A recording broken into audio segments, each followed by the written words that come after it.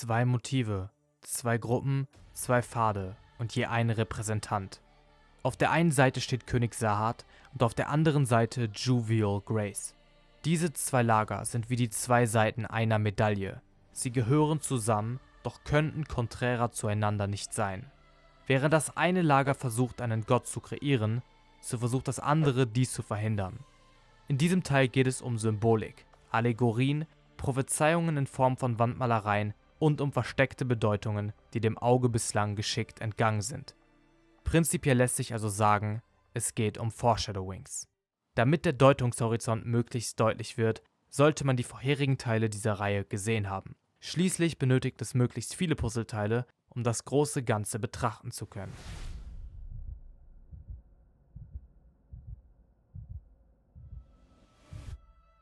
Religion und Glaube spielen bisweilen eine eher untergeordnete Rolle in Tower of God, so könnte man meinen. Doch uns sind durchaus 2 Gruppierungen geläufig, für welche es normal ist, Personen wie einen Gott zu verehren.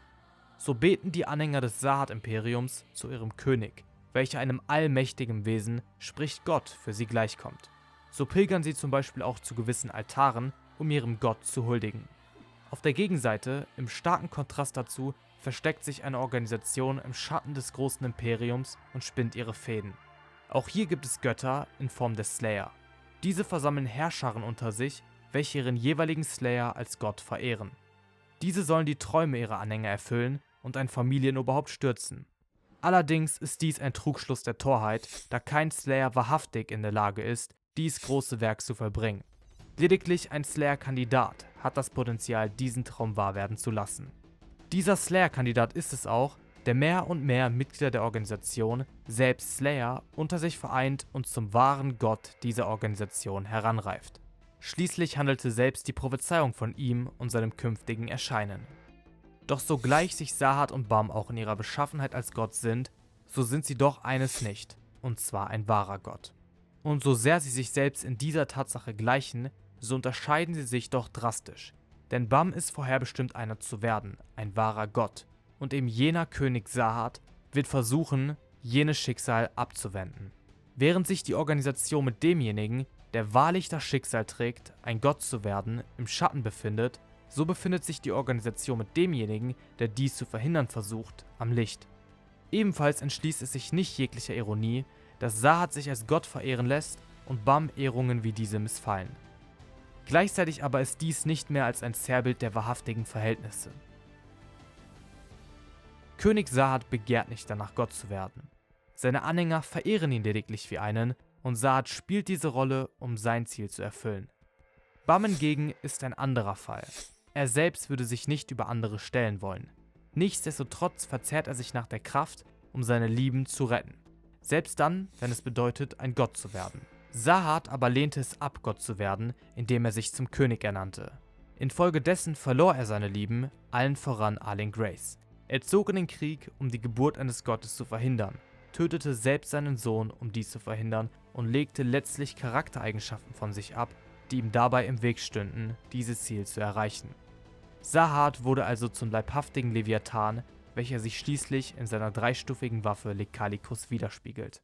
Er wählte den Pfad einer immerzuwährenden Stagnation im Turm, denn selbst wenn sich der Turm stetig gewandelt hatte, seit seinem Antritt, so passierte doch eines nicht.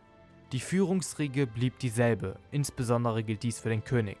Und mit ihm an der Spitze geschieht eine weitere Sache nicht, eine, die er aktiv zu verhindern versucht. Das Tor in höhere Gefilde soll geschlossen bleiben. Insofern steht Sahad der vollen Entfaltung des Turmes im Weg. Auf der Gegenseite dazu steht Fag, eine Organisation im Widerstand. Sie wollen die Freiheit, den Turm weiter zu erklimmen. Es ist ein Kampf der Ideale, ein Kampf um die Freiheit, diese große Reise zu beenden. Sicherlich ist es auch kein Zufall, dass der Repräsentant im gewissen Maße der Schlüssel einen Schmetterling symbolisiert. Zumindest ist der Schmetterling in seinem Fähigkeitenrepertoire verankert und somit derweil auch ein fester Bestandteil seiner Person. Dieser Schmetterling könnte also nichts anderes als eine Allegorie zu dem Ideal der Entfaltung sein.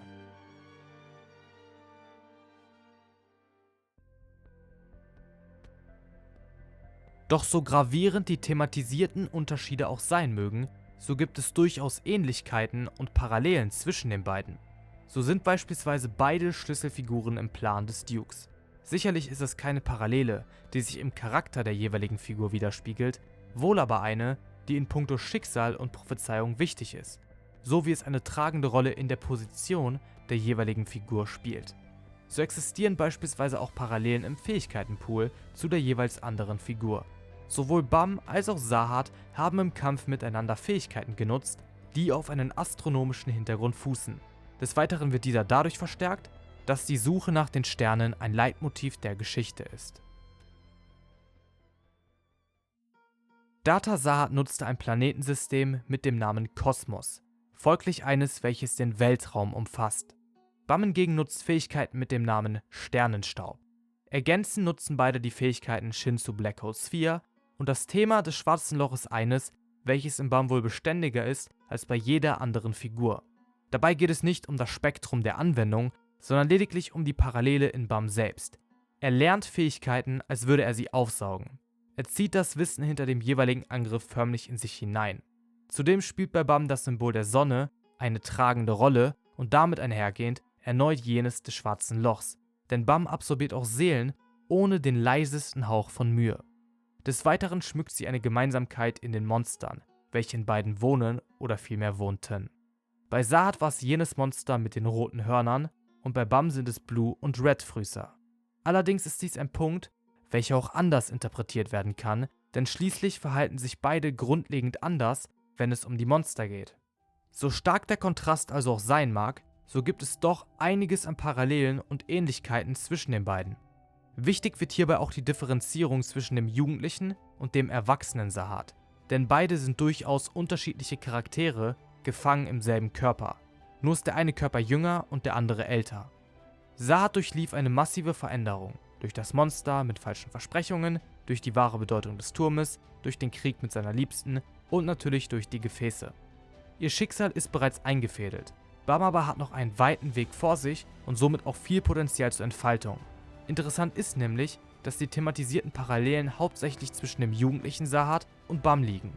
Der jugendliche Sahat nutzte die Fähigkeit Kosmos, der jugendliche Sahat besaß das Monster und der jugendliche Sahat ist eine Schlüsselfigur im Spiel des Dukes.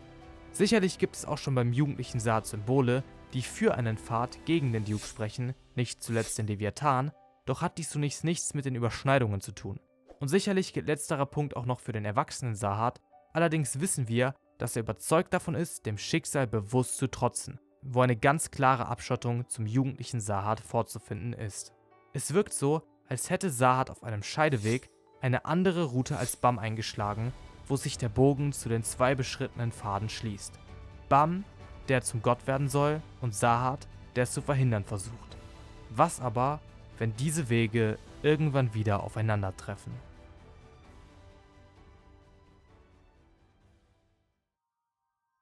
Der Kontrast und die Parallelen sind durchaus interessant.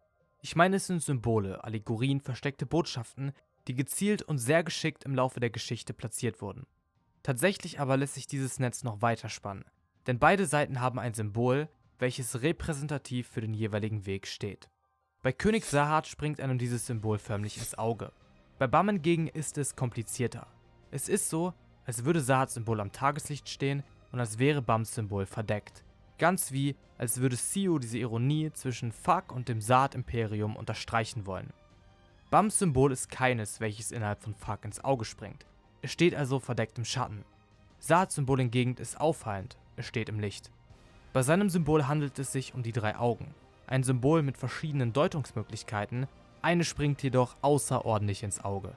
Es ist jene, welche sich in Sahats Worten wiederfindet, das Vorausschauen.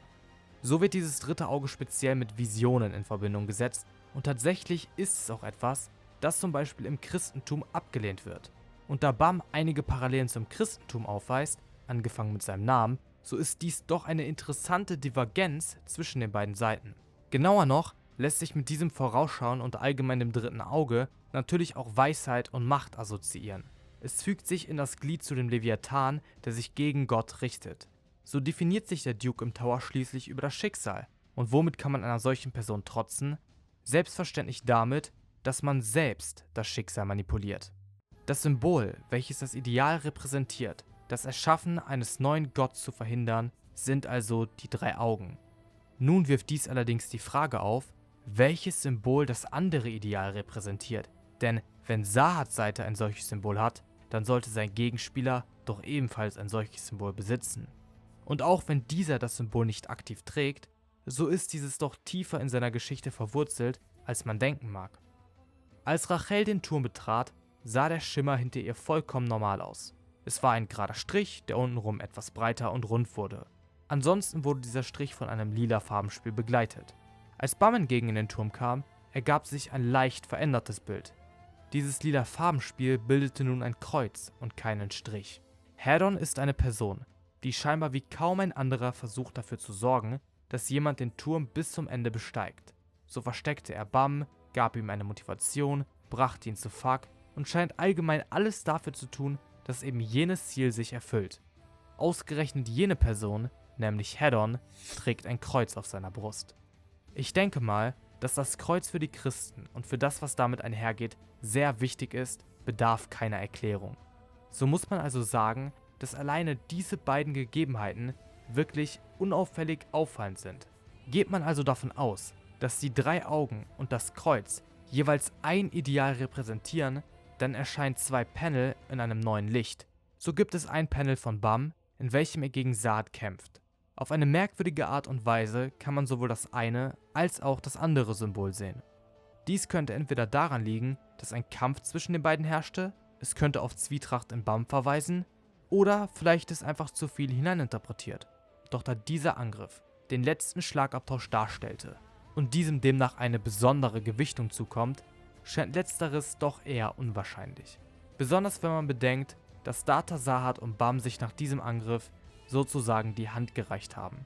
Folglich kann man zu einem ganz anderen Schluss kommen, fernab von jeder zuvor genannten Möglichkeit. Das andere Mal, wo beide Symbole zusammenkommen, ist an keinem magischeren Ort als in der Höhle, in welcher Bam schlief. Es ist der Ort, wo sowohl die 3 Augen als auch das Kreuz in die Wand gemeißelt sind. Hier scheint es aber nicht im Kontrast zueinander zu stehen, sondern ein eigenes Symbol zu ergeben. Die 3 Punkte, die sich zuvor unter den 3 Augen befanden, sind nun links und rechts am Kreuz. Ob sich der 3. Punkt am unteren Ende befindet, sieht man zwar nicht, doch es wirkt bereits ohne diesen 3. und letzten Punkt ganz so, als würden aus 2 Symbolen ein Symbol werden. Nimmt man nun das vorherige Panel hinzu und bedenkt, dass beide sich anschließend die Hand reichten, dann könnte es bedeuten, dass Vater und Sohn letztlich gemeinsame Sache machen sollen und ein neues Symbol kreieren. Dieses Video stellt nur den Part 5.1 von dieser Theorienreihe dar. Bald kommt Part 5.2. Ursprünglich hatte ich geplant, ein Video daraus zu machen, allerdings wäre es zu lang geworden. Deshalb habe ich das Video in 2 geteilt. Der große Part folgt. In diesem wird es dann um die Wandmalereien auf Hadons Floor, um die Sonne, um den Grund, warum Rachel Violes Schicksal für sich beansprucht und dann auch um ihr womögliches Endgame gehen.